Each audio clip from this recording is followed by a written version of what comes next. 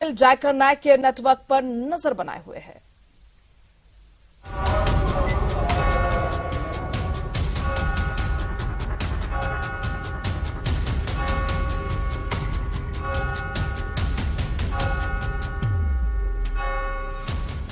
विदेशी जमीन पर पल रहे ऐसे कितने ही जहरीली जमात हैं जो भारत के हिंदुओं को निशाना बना रहे हैं, और उन्हीं में से एक है भारत का दुश्मन और इंसानियत का दुश्मन, कट्टर धर्म गुरु जाकिर नाइक। लेकिन अगर आप मूर्ति पूजा कर रहे, कुरान में लिखा है मूर्ति पूजा गलत, वेद में लिखा है गलत, तो आप अगर करते हैं तो जो भी आपको काफिर बोलता है सही बोल रहा, मतलब आप गैर मुस्लिम है। तौबा सूरा नंबर 9 आयत नंबर 5, उसमें बराबर यही लिखा है कि जहां भी आप काफिरों को पाओ वहां उनका कत्ल करो। जिसके दिमाग में भरा है जहर और दिल में हिंदुओं के प्रति नफरत, वो जाकिर नाइक भारत से फरार है, लेकिन अब उसकी नफरती तस्वीरें भारत के हिंदू बच्चों से लेकर हर उम्र के लोगों को अपना टारगेट बना रही हैं।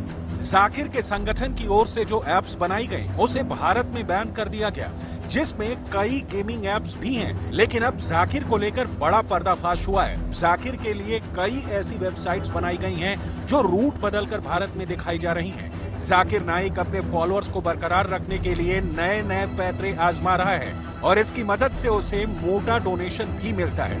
अहमदाबाद की साइबर सेल जाकिर नाइक के नेटवर्क पर नजर बनाए हुए है।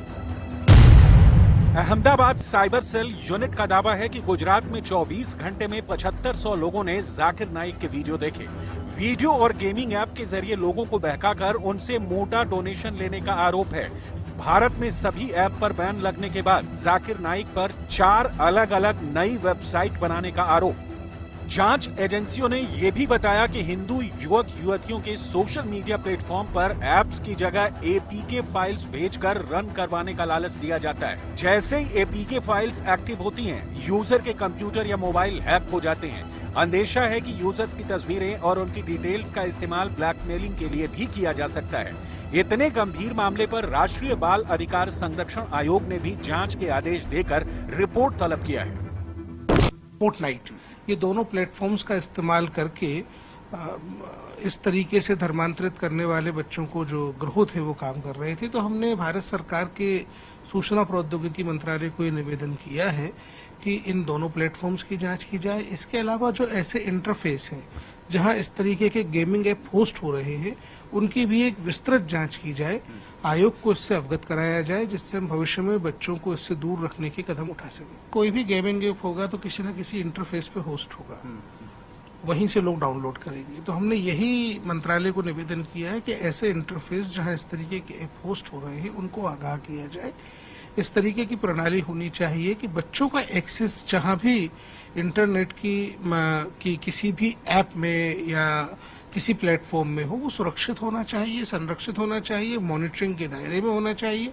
इसलिए इंटरफेसेस की जिम्मेदारी इस मामले में सुनिश्चित किया जाना आवश्यक है।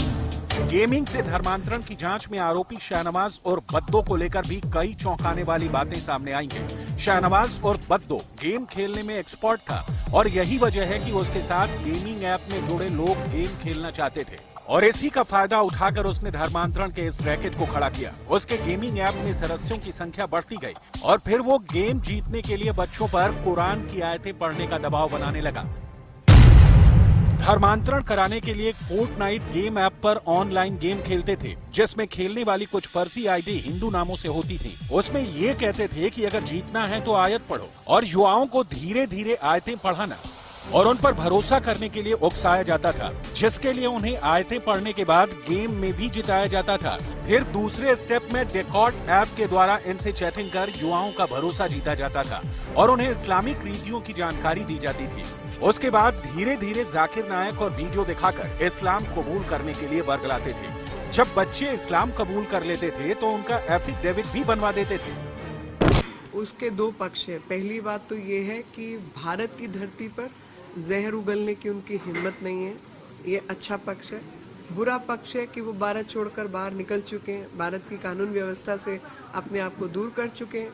अब उन समाजों को जहाँ जहाँ इस प्रकार के तत्व हैं, वो केवल भारत विरोधी नहीं है, वो समाज विरोधी है। तो वहाँ के समाज को अपनी चिंता करनी चाहिए कि इस प्रकार के तत्वों को अगर प्रोत्साहन मिलता है तो उन्हीं के समाज के लिए ये भयावह स्थिति पैदा होगी।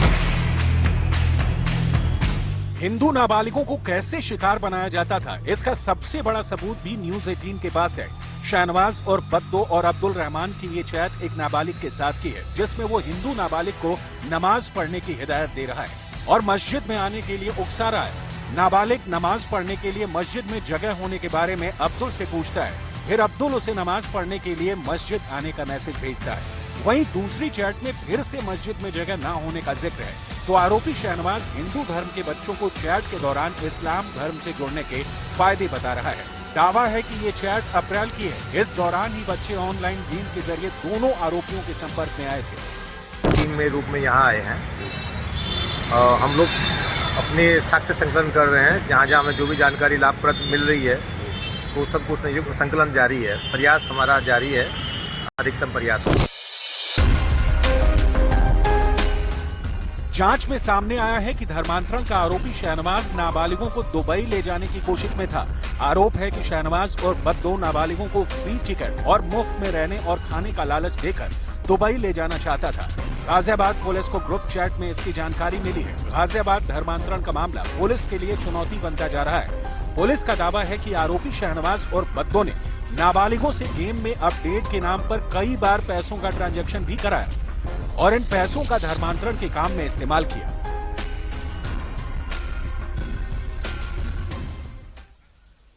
और देखिए, लोकसभा स्पीकर ओम बिरला कोटा के दौरे पर आए हुए हैं। कैंप कार्यालय में इस वक्त जन सुनवाई कर रहे हैं। सीधे आपको वहीं लिए चलते हैं।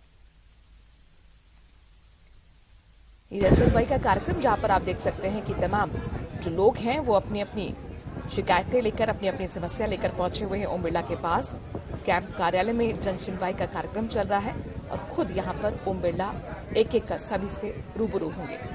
कोटा के दौरे पर इस वक्त स्पीकर ओम बिरला हैं और अपने संसदीय क्षेत्र में जनता जनार्दन से सीधा संवाद कर रहे हैं और उनकी समस्याओं को जान रहे हैं। शिकायतें लेकर तमाम लोग आप देख सकते हैं किस तरीके से इंतजार कर रहे हैं ओम बिरला का, क्योंकि यहाँ पर जनता जनार्दन को भी उम्मीद होती है कि जब उनका सांसद उनसे सीधे मिलेगा तो जाहिर तौर पर उनकी समस्या का निस्तारण जल्दी तरीके से हो पाएगा।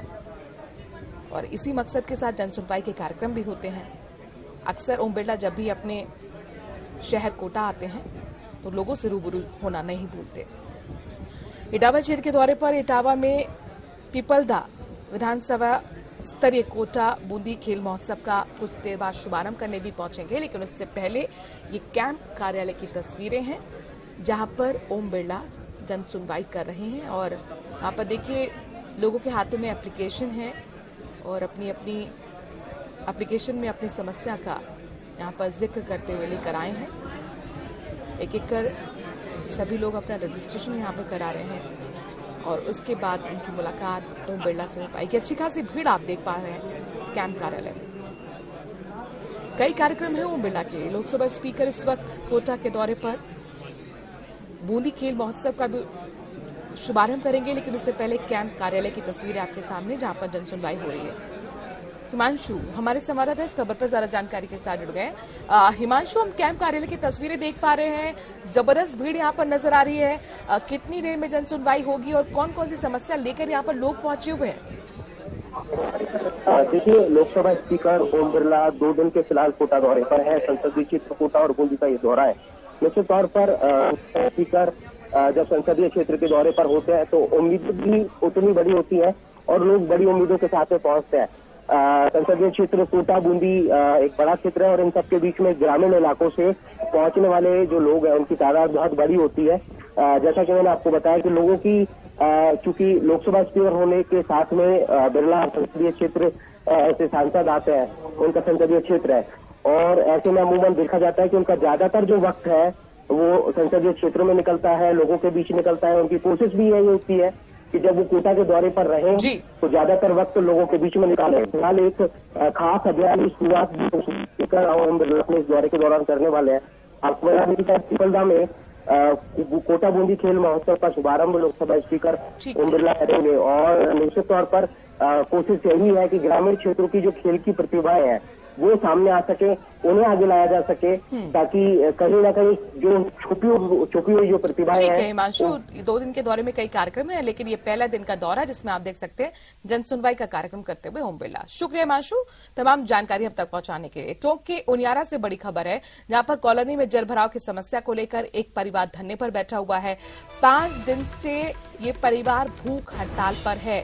दरअसल यहां पर सड़क बनने की वजह से घरों में पानी भर रहा है, घर के आसपास गंदा पानी भरा रहता है और इसी समस्या के समाधान को लेकर परिवार का कहना है कि कई बार शिकायत की लेकिन समाधान नहीं निकला। नगर फोर्ट तहसील कार्यालय के बाहर परिवार आप देख सकते हैं धरने पर बैठा हुआ है। 5 दिन हो चुके हैं भूख हड़ताल पर ये परिवार अपनी समस्या के समाधान को लेकर बैठा हुआ है। उनका कहना है कि कई बार शिकायत लेकर हम अधिकारियों के पास पहुंचे लेकिन हमारी सुनवाई नहीं हुई। दरअसल ये कॉलोनी है जहां पर जलभराव की समस्या आम हो गई है। सड़क बनने की वजह से घरों के आसपास गंदा पानी फैला रहता है और इसी जल जमाव को लेकर ये परिवार पिछले 5 दिन से भूख हड़ताल पर है। दौलत पारेख हमारे संवाददाता इस खबर पर ज्यादा जानकारी के साथ टोक से जुड़ गए। दौलत, 5 दिन भूख हड़ताल इस परिवार की तरफ से, क्या अभी तक किसी अधिकारी ने इनसे संपर्क किया है? कोई बातचीत अब तक हो पाई है दौलत? नहीं, बिल्कुल अभी तक किसी अधिकारी ने इनसे संपर्क नहीं साधा है। दरअसल इनके घर के जो सामने से रोड निकलती है वो रोड 2 से 3 फीट तक ऊंचाई पर बन गई है। इस वजह से इस कॉलोनी में जल जमाव की समस्या बहुत ज्यादा हो गई है। इस वजह से ये भूख हड़ताल पर उस पानी निकासी की मांग को लेकर के बैठे हैं। नगर फोर्ट है, टोंक जिले का यानी तहसील है और वहाँ ये हालांकि इससे पहले भी कई बार अधिकारियों को शिकायत कर चुके हैं, ज्ञापन दे चुके हैं, लेकिन जब किसी तरह से सुनवाई नहीं हुई है तो आखिर में भूख हड़ताल पर बैठे। 6 तारीख से भूख हड़ताल पर तहसील कार्यालय के बाहर बैठे हैं और अभी तक किसी अधिकारी ने या जनप्रतिनिधि ने इनसे कोई संपर्क नहीं साधा और इनकी समस्या के समाधान का कोई आश्वासन नहीं मिला है। जी दौलत, क्या सिर्फ इसी परिवार को दिक्कत है? क्या सिर्फ इसी के घर के आगे गंदगी, जो गंदा पानी है वो सड़क बनने की वजह से यहाँ पर जमा रहता है? ये दूसरे परिवार भी यहाँ पर पीड़ित हैं, उनको भी परेशानी है? देखिए, परेशानी तो दरअसल इस रोड के किनारे किनारे सभी लोगों को है ना, और कॉलोनी पूरी लंबी चौड़ी कॉलोनी है जिसमें कई मकान है उसमें है, लेकिन प्रभावित सबसे ज्यादा ये है और समस्या के समाधान को लेकर के ये लोगों को लगातार शिकायतें कर रहा है और इससे ये अकेला परिवार ही 5 दिनों से भूख हड़ताल पर चलिए, शुक्रिया दौलत तमाम जानकारी हम तक पहुंचाने के लिए। देखिए, 5 दिन हो चुके हैं भूख हड़ताल ये परिवार पर बैठा हुआ है, लेकिन बावजूद इसके अभी तक किसी भी अधिकारी ने इस परिवार की सुध नहीं ली है। शुक्रिया दौलत तमाम जानकारी हम तक पहुंचाने के लिए। और इसी खबर के साथ बिग ब्रेकिंग में एक छोटे से ब्रेक के लिए रुक रहे हैं। जल्द हाजिर होते हैं कुछ और खबरों के साथ।